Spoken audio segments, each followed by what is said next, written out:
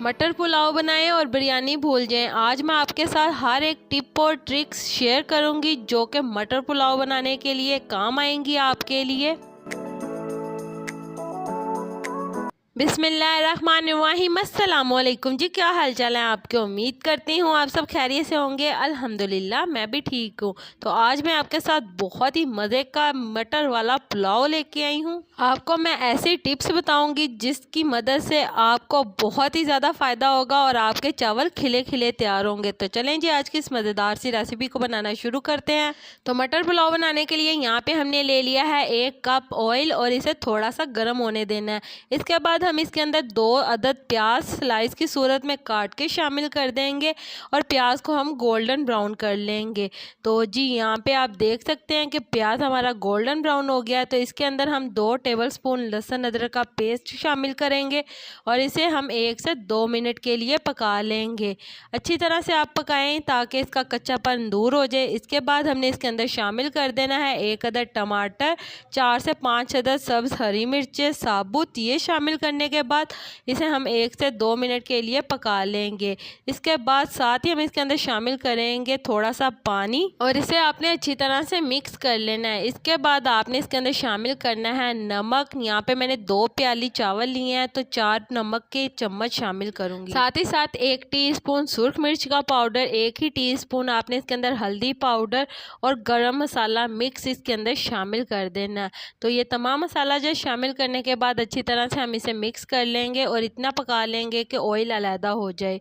यहाँ पे आप देख सकते हैं कि अच्छी तरह से हमने इसे पका लिया है और यहाँ पे हमने शामिल कर देने हैं मटर। यहाँ पे मैंने आधा किलो मटर ले लिया और इन्हें मैंने इसके अंदर शामिल कर दिया। मटरों को इसके अंदर शामिल करके आपने इसे 10 से 15 मिनट के लिए मसाले में अच्छी तरह से भून लेना है ताकि मसाले का तमाम फ्लेवर मटरों के अंदर अच्छी तरह से आ जाए। मटरों वाला पुलाव सर्दियों में बहुत ही ज़्यादा शौक से खाया जाता है और बनता भी बहुत ही मज़े का है। इस तरह से आप बनाएंगे, यकीन माने आपको ये रेसिपी बहुत ही अच्छी लगेगी और बहुत ही आसान ये रेसिपी है। तो मटर हमारे अच्छी तरह से भून चुके हैं। यहाँ पे इसके अंदर हम 4 प्याली पानी के शामिल करेंगे क्योंकि चावल हमारे पास 2 प्याली हैं। तो आपने पूरा पानी इसके अंदर शामिल करना है। इससे आपके चावल बहुत ही ज़्यादा खिले खिले तैयार होंगे। यहाँ पे हमने चावल ले लिए हैं 2 प्याली और इन्हें हमने साफ़ करके अच्छी तरह से पानी में आधे घंटे के लिए भिगो के रखा है। तो यहाँ पे आप देख सकते हैं कि पानी के अंदर बॉयल आना शुरू हो गया।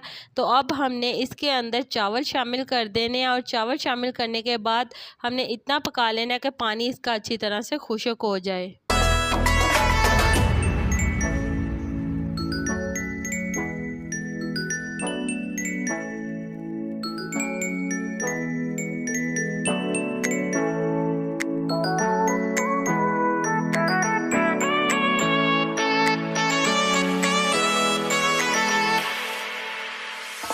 तो चलें जी, यहाँ पे आपने टिप नंबर 2 का लाजमी ख्याल रखना है कि चावलों के अंदर आपने सारा पानी अच्छी तरह से खुश्क करना है क्योंकि जब पानी इसके अंदर होगा तो आपके चावल खिले खिले बिल्कुल नहीं तैयार होंगे।